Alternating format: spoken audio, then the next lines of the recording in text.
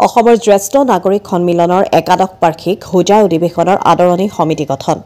ৰাজ্যখনৰ ৬০ৰ ঊৰ্ধৰ নাগৰিকসকলৰ একমাত্ৰ চৰকাৰী স্বীকৃতিপ্ৰাপ্ত সংগঠন অসম জ্যেষ্ঠ নাগৰিক সন্মিলনৰ আগন্তুক একাদশ বাৰ্ষিক মধ্যকালীন অধিৱেশনখন ২০২৬ চনৰ জানুৱাৰী মাহত হোজাইত অনুষ্ঠিত হ'ব।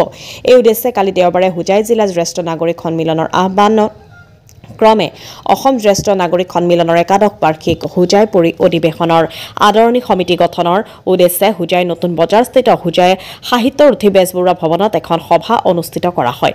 সভাত সভাপতিত্ব কৰে হোজাই জিলা জ্যেষ্ঠ নাগৰিক সন্মিলনৰ সভাপতি কৃষ্ণ কুমাৰ শৰ্মাই।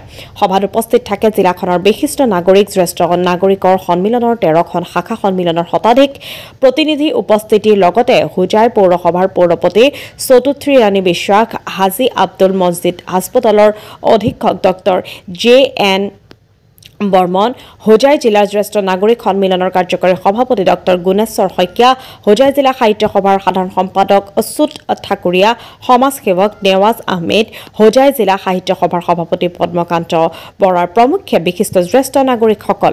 হোজাই জিলা জ্যেষ্ঠ নাগৰিক সন্মিলনৰ সাধাৰণ অনুপ কুমাৰ বৰঠাকুৰে অতিথি চিনাকি পৰ্ব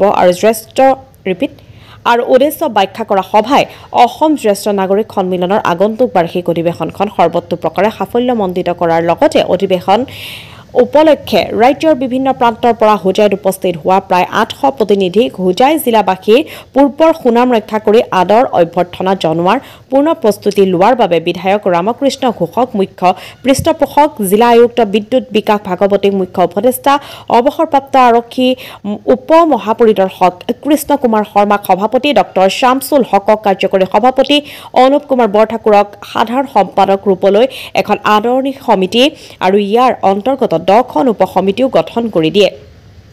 সভাৰ লগতে অধিৱেশনৰ বিভিন্ন শিতানত সাম্ভাৱ্য খৰচৰ বাবদ মুঠ ৮ লাখ টকাৰ এখন বাজেট অনুমোদন জনায়। অধিৱেশন উপলক্ষে এখন স্মৃতিগ্ৰন্থ প্ৰকাশৰ উদ্দেশ্যে ডক্টৰ গুণেশ্বৰ শইকীয়াক সভাপতি, অনিমা বৰুৱাক সম্পাদক আৰু অচ্যুত ঠাকুৰীয়াক সহযোগী সম্পাদক ৰূপে লৈ এখন প্ৰকাশন সমিতি গঠন কৰি দিয়ে।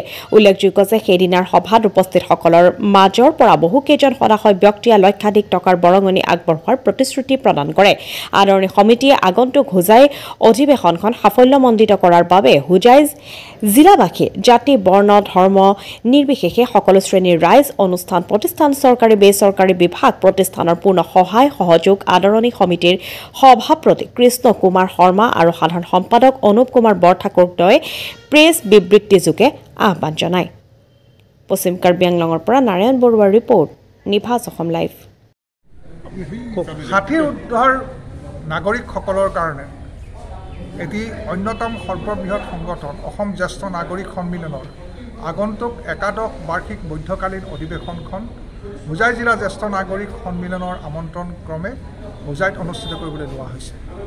আজি এই সাহিত্য উঠি বেজবৰুৱা ভৱনত হোজাই জিলা জ্যেষ্ঠ নাগৰিক সন্মিলনৰ আহ্বানক্ৰমে অঞ্চলটোৰ বিশিষ্ট নাগৰিকসকল, জ্যেষ্ঠ নাগৰিকসকল, হোজাই জিলা জ্যেষ্ঠ নাগৰিক সন্মিলনৰ অধীনস্থ 13খন আঞ্চলিক জ্যেষ্ঠ নাগৰিক সন্মিলনৰ 10গৰাকীকৈ প্ৰতিনিধি উপস্থিত থাকি ইয়াত এখন সাধাৰণ সভা অনুষ্ঠিত হয়। এই সাধাৰণ সভাই এখন শক্তিশালী আদৰণি সমিতি গঠন কৰি দিছে। এই শক্তিশালী আদৰণি সমিতিখনে আগন্তুক সময়ত হোজাইৰ বাসীৰ সন্মান অটুট ৰাখি, হোজাইৰ পূৰ্বৰ ঐতিহ্য অক্ষুণ্ণ ৰাখি পেলাই হোজাইত অসম জ্যেষ্ঠ নাগৰিক সন্মিলনৰ এই অধিৱেশনখন সুচাৰুৰূপে সম্পন্ন কৰিবলৈ দায়িত্ব গ্ৰহণ কৰিছে।